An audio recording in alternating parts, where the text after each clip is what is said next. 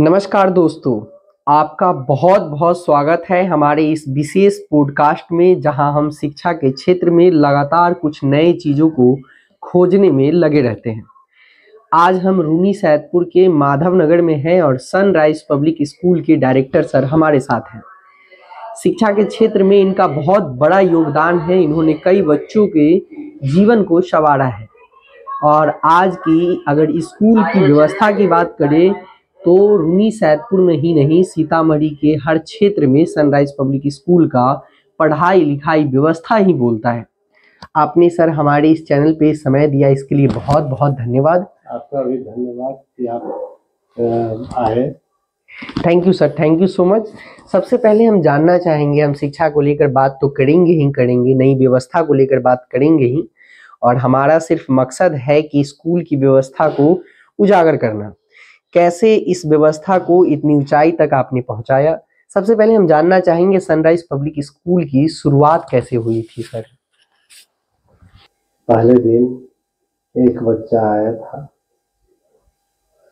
और इसको उससे पहले हम छात्रावास चला रहे थे, तो छात्रावास में ही हम विद्यालय शुरू किया कि दिन में छात्रावास के बच्चे डीएम जाते थे और यहाँ हम शुरू किए। एक महीने के भीतर मेरे पास 17 बच्चे हो गए। अच्छा, एक बच्चे से आपने शुरू की और एक महीने में ही 17 बच्चे हो गए। वहाँ एक साल के भीतर 125 बच्चे हो गए। अरे वाह। और फिर वहां परेशानी होने लगी, तो अभी जहां आप विद्यालय देख रहे हैं वहां फिर मैंने एक कमरा बनाना शुरू किया और 2 क्लास यहाँ फिर भेज दिया। अच्छा, वहां से 2 क्लास यहाँ भेज दिए, 3 और 4। मेरे नर्सरी से स्टार्ट किए थे, जिसका हम नाम दिए हुए प्ले हाउस। अच्छा, प्ले हाउस। तो फिर यहाँ 2-3 महीने में देखे कि वो भी बढ़ गया। फिर सीढ़ी बनाए पहले। अच्छा, सीढ़ी बनाकर उसके ऊपर बनाए, फिर उसके ऊपर बनाए और धीरे धीरे बच्चे बढ़ते गए और यह सब काम की बदौलत हुआ। और आज आप देख ही रहे हैं, आज 2003 में ये स्कूल शुरू हुआ था सर, और बहुत सारे उतार चढ़ाव आए होंगे। एक स्कूल को चलाने में सबसे जो चुनौतीपूर्ण होता है वो क्या होता है सर? मानव जीवन में चुनौतियां हर एक के जीवन में आती है, राइट। और चुनौतियों से मुकाबला आपके अडिग संकल्प पर निर्भर करता है कि आप उसके प्रति कितना आपका डिवोशन है अपने काम के प्रति। चुनौतियां तो आती रहेंगी, वह समय के साथ चली जाएंगी, आपको अडिग रहना है अपने काम के प्रति। चुनौतियां आई, ढेर सारी आई। कभी बस की चुनौती, और चुनौतियां अकेले नहीं आती हैं, जिसको आप विपत्ति कहते हैं, मिसफॉर्चून नॉट कम्स अलोन। ये आपको चारों तरफ से घेरती है और आपकी पूरी परीक्षा लेती है। उसमें आप कितने अडिग हैं ये आप पे निर्भर करता है। वो अपने आप साइड होती, फिर एक एक करके छटती चली जाती है और फिर आपको आगे बढ़ने का मार्ग प्रशस्त हो जाता है। जब आपके बारे में हम पढ़ रहे थे सर, तो इस स्कूल से शुरू करने से पहले आपने हॉस्टल की शुरुआत की थी। जी।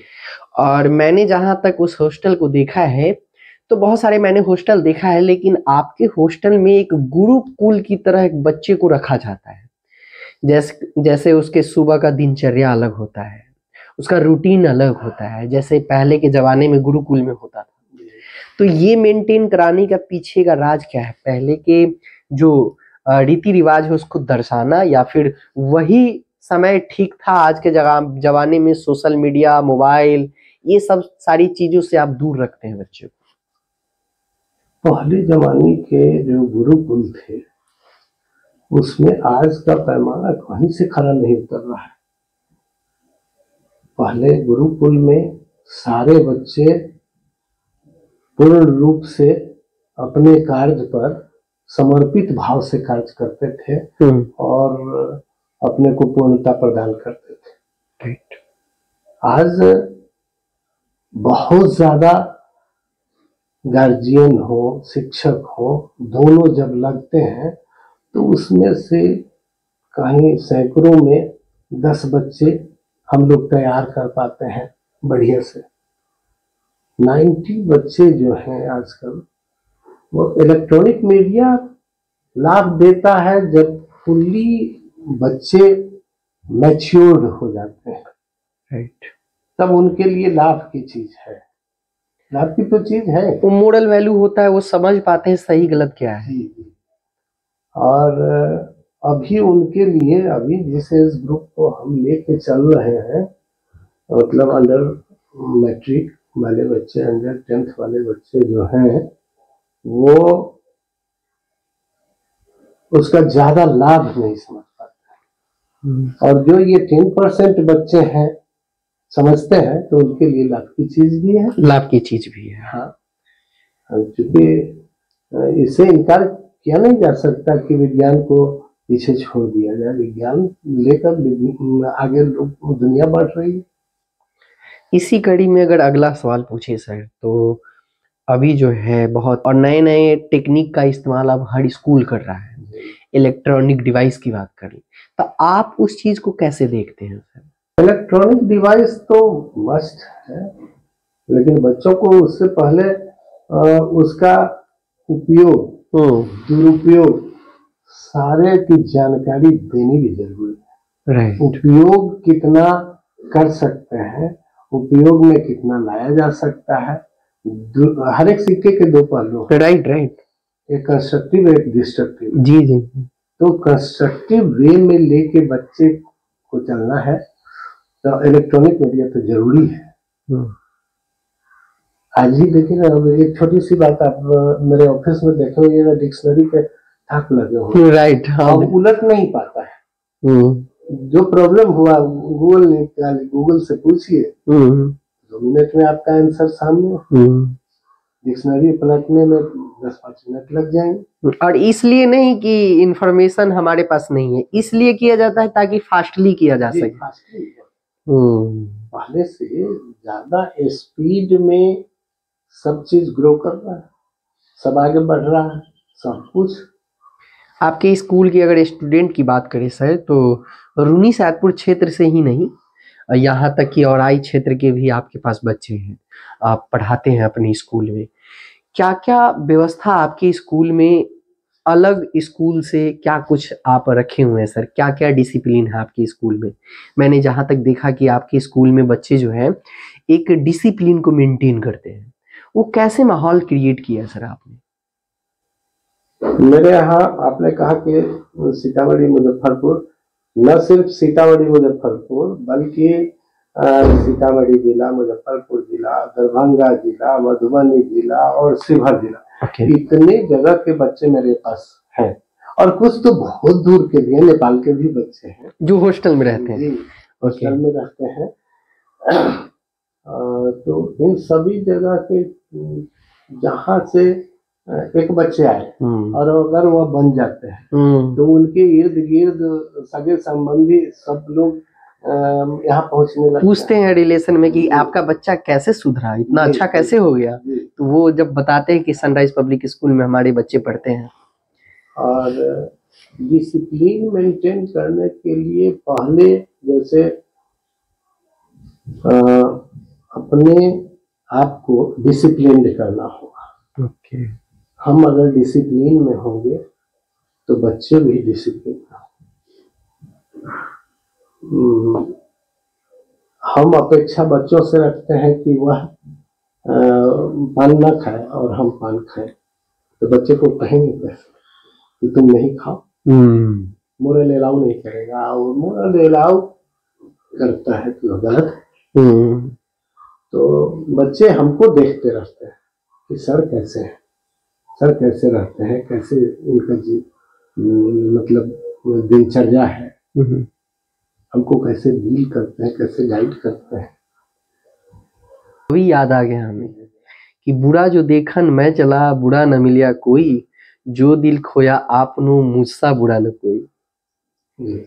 तो इसके लिए पहले आप अपने आप को सुधारे, तब आप एडवाइस देने की कोशिश करें। तो इस चीज पे सबसे ज्यादा ध्यान देते हैं, बहुत अच्छी बात है सर। एक स्कूल को चलाने के वक्त अभी जो वर्तमान में चल रहा है वो तो सारी चीज अच्छी है ही, लेकिन आने वाले 10-15 साल में आपने क्या मोटिव रखा है? आप अपने स्कूल को और बेहतर कैसे कर सकते हैं? जो आपके स्कूल में बच्चे अभी जो नर्सरी में 1 क्लास में एडमिशन लेते हैं, आने वाले 10th में जब वो जाते हैं, उस समय तक आप बच्चे की रूपरेखा कैसे तैयार करते हैं? क्या आपका प्लान होता है? देखिए, मेरे पास ढेर सारी कमियां हैं अभी विद्यालय में, मेरी सारे नजर में है। उनको मैं ग्रेजुअली ठीक करूंगा, धीरे धीरे उसकी भरपाई करूंगा, और बच्चों को ज्यादा से ज्यादा लाभ मिल सके, या शैक्षणिक हो, शारीरिक हो, मानसिक हो, सभी दिशाओं में बच्चों को लाभ मिले विद्यालय से, उसकी भरपाई में दिन रात लगे हुए हैं। और वह जब तक नहीं होता है तब तक मेरे भीतर एक कसक सी लगी हुई है, जिसको पूरा करने में हम भी लगे हुए हैं। पढ़ाई के साथ साथ बच्चे की जो शारीरिक क्षमता होती है, खेल के प्रति आपकी क्या सोच है सर? कैसे, मतलब कोई बच्चा है जो पढ़ने में अच्छा नहीं है लेकिन उसको खेल में बहुत ज्यादा इंटरेस्ट है, तो आप उस बच्चे को क्या एडवाइस देना चाहेंगे? कैसे उसको मैनेज करते हैं, क्या कहते हैं उनको?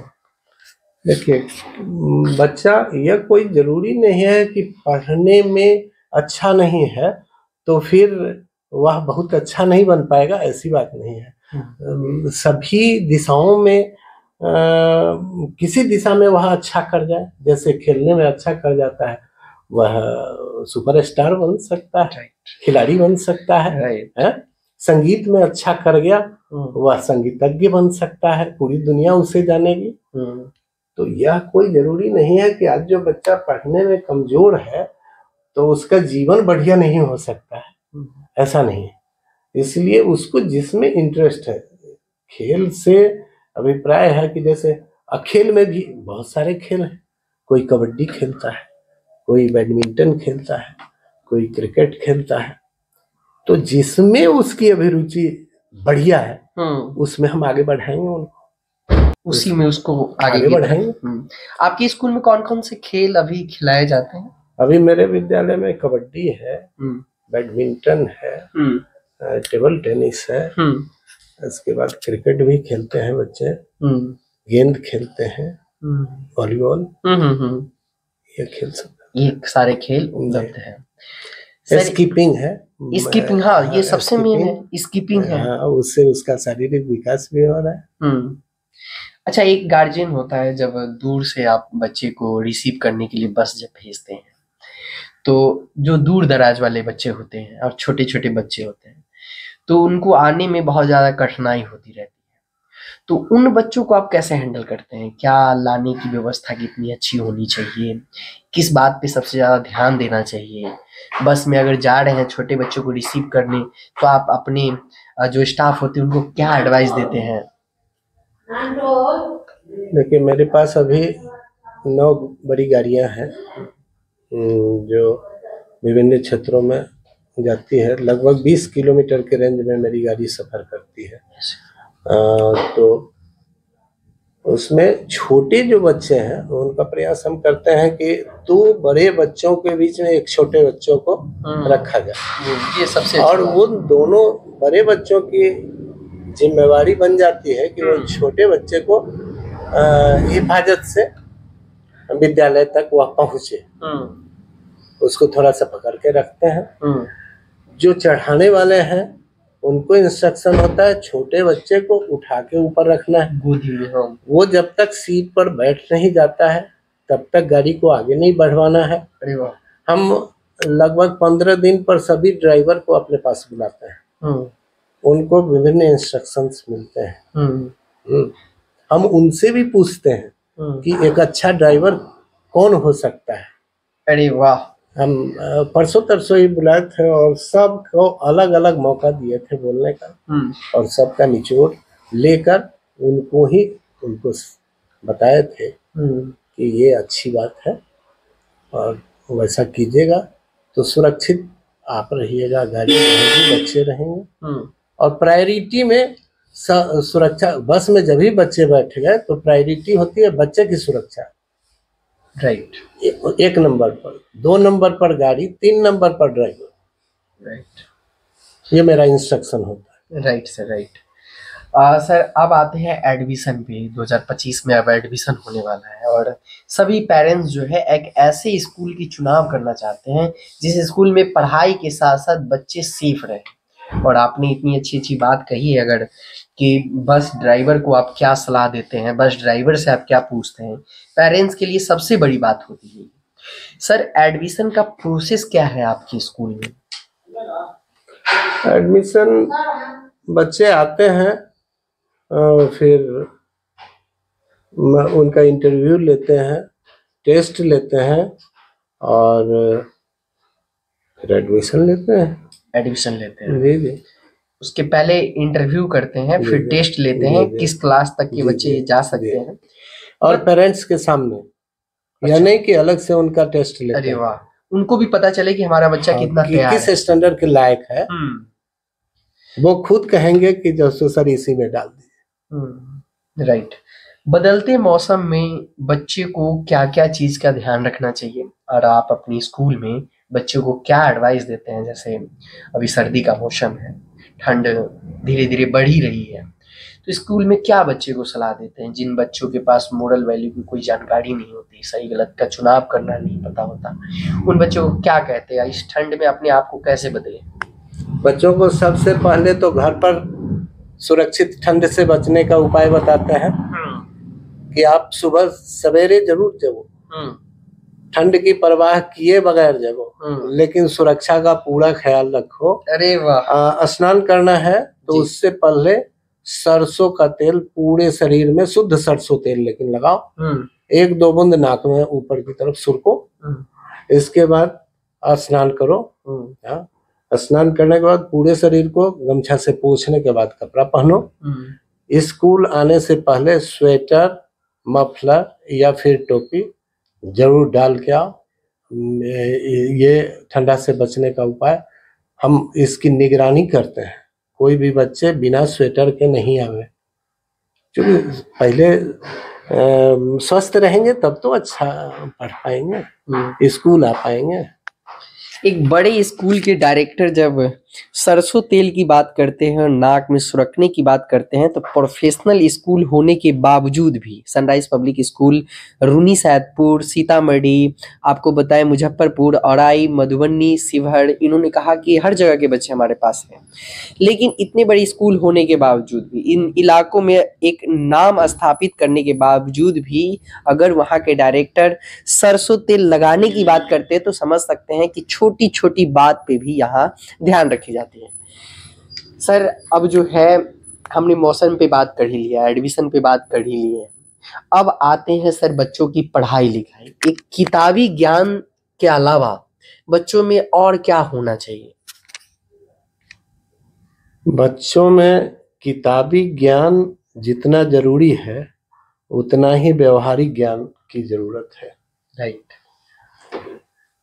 संस्कार युक्त बच्चे तभी बन पाएंगे जब वो जो पढ़ रहे हैं वह व्यवहारिक रूप से अपने परिवार में, अपने समाज में, आप कहीं भी जाते हैं, लाएं। ये सब चीज किताब में नहीं लिखा हुआ है। नहीं, किताब में भी लिखा हुआ है, तो आप पढ़ते हैं तो उसका इम्प्लीमेंट करें, लेकिन बच्चे कर नहीं पाते हैं, तो उसके लिए हम लोग दिशा निर्देश देते रहते हैं, बताते रहते हैं कि किसके साथ कैसा व्यवहार करना चाहिए, अपने घर में कैसे व्यवहार करना चाहिए, अपने समाज में कैसे व्यवहार करना चाहिए, एक दूसरों के प्रति, ये बताते रहते हैं।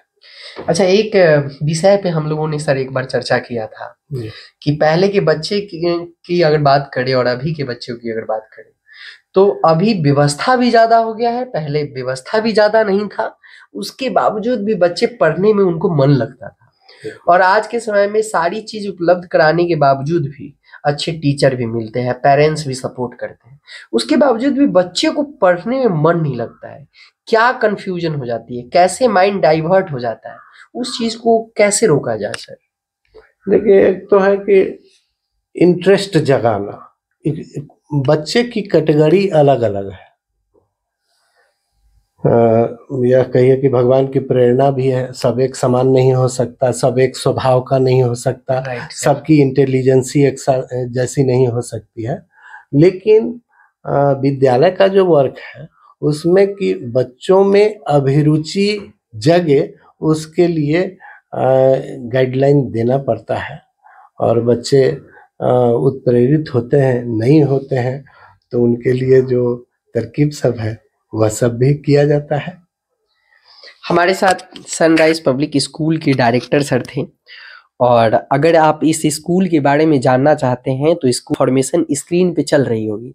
और दरअसल मैं भी बता दूं, माधव नगर रूनी सैदपुर में सनराइज पब्लिक स्कूल है और काफ़ी अच्छा स्कूल है। और पेरेंट्स ऐसे स्कूल का चुनाव अगर करना चाहते हैं तो एक बार जरूर विजिट करें, और यहाँ की व्यवस्था आपकी स्क्रीन पे चल रही होगी। वीडियो बनाने का मकसद था कि एक ऐसे स्कूल की खोज की जाए जो पेरेंट्स 2025 में अपने बच्चों के लिए खोजना चाहते हैं। सनराइज पब्लिक स्कूल की व्यवस्था अब जो है आपको हर वो इन्फॉर्मेशन इस चैनल पे आपको मिलती रहेगी। सर के साथ हम जुड़ चुके हुए हैं, और भी कोई इंक्वायरी आपको जाननी है तो इस नंबर पे कॉल करके जान सकते हैं, जो नंबर स्क्रीन पे आपको चल रहा होगा। अगर कोई आपको सुझाव देना है तो कमेंट सेक्शन में कमेंट करके जरूर लिख सकते हैं। सर, आपने समय दिया इसके लिए बहुत बहुत धन्यवाद। आपका भी बहुत बहुत धन्यवाद। Thank you so much sir. जय हिंद।